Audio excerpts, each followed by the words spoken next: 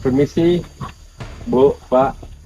Iya Pak, Kenapa Ibu dan Bapak mengambil kayu jati di tanah ini? Maaf Pak, kayu ini milik almarhum suami saya Pak. Baik, Bapak dan Ibu. Namun, tanah yang Bapak ambil ini milik negara. Sekarang, Bapak dan Ibu harus ikut saya ke kantor untuk memberikan penjelasan lebih detail. baik Pak. Tapi sungguh kami tidak mencuri kayu milik negara ini. Ayo, Nek. Di tempat yang sederhana ini, sebuah persoalan kecil berubah menjadi perkara yang besar.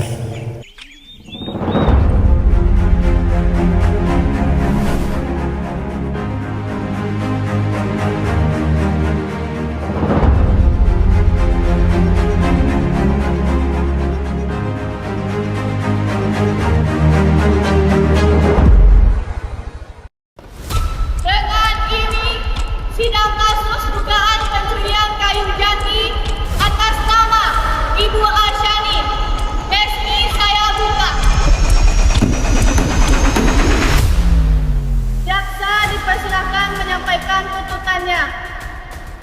Izin Yang Mulia, di sini saya ingin menyampaikan tuntutan terhadap terdakwa karena diduga telah mengambil dan menyimpan kayu jati yang termasuk di kawasan milik negara tanpa izin yang sah. Perbuatan tersebut melanggar ketentuan hukum pasal 12 huruf D Undang-Undang Nomor 18 Tahun 2013 tentang pencegahan dan pemberantasan perusakan hutan, yaitu larangan mengambil dan menguasai hasil hutan secara tidak sah. Kepada terdakwa, kami minta silakan maju ke depan dan berikan penjelasan.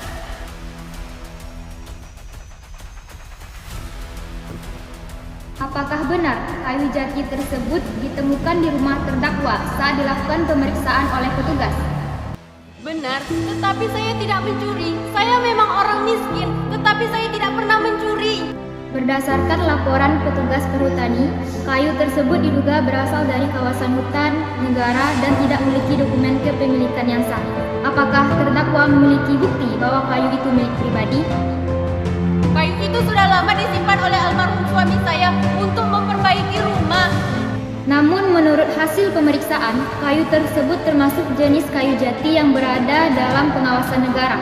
Oleh karena itu, terdakwa tetap harus mempertanggungjawabkan perbuatannya di hadapan hukum. Saya hanya ingin hidup tenang. Kenapa orang tua seperti saya harus dibawa ke pengadilan ini? Yang Mulia, saya cucu beliau.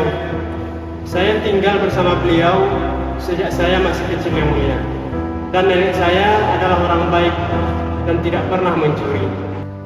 Apakah kamu yakin kayu itu bukan hasil curian?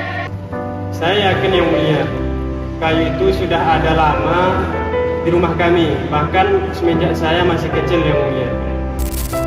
Kami memahami kondisi terdakwa. Namun dalam negara hukum, setiap warga negara tetap wajib menaati aturan yang berlaku agar ketertiban dan perlindungan terhadap hutan negara tetap dijaga. Saya mengerti, tapi tolong lihat juga kondisi nenek saya. Kami hanya ingin hidup sederhana, bukan melawan hukum. Di titik ini, hukum dan kemanusiaan pun berhadapan. Setelah mempertimbangkan keterangan semua pihak, hakim memutuskan bahwa terdakwa dinyatakan bersalah atas dugaan pencurian kayu jati milik negara. Saya hanya rakyat kecil, Yang Mulia, tapi saya tidak pernah mencuri. Saya emang rakyat jelata, tetapi saya tidak pernah mencuri. Itu milik almarhum suami saya, Yang Mulia. Terdakwa dijatuhi hukuman sesuai ketentuan hukum yang berlaku. Sidang ditutup.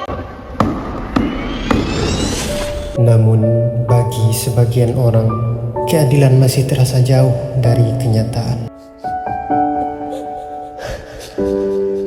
Di satu sisi, seorang nenek dihukum karena kayu jati. Namun di sisi lain, kasus besar terus bermunculan dengan akhir yang sering dipertanyakan.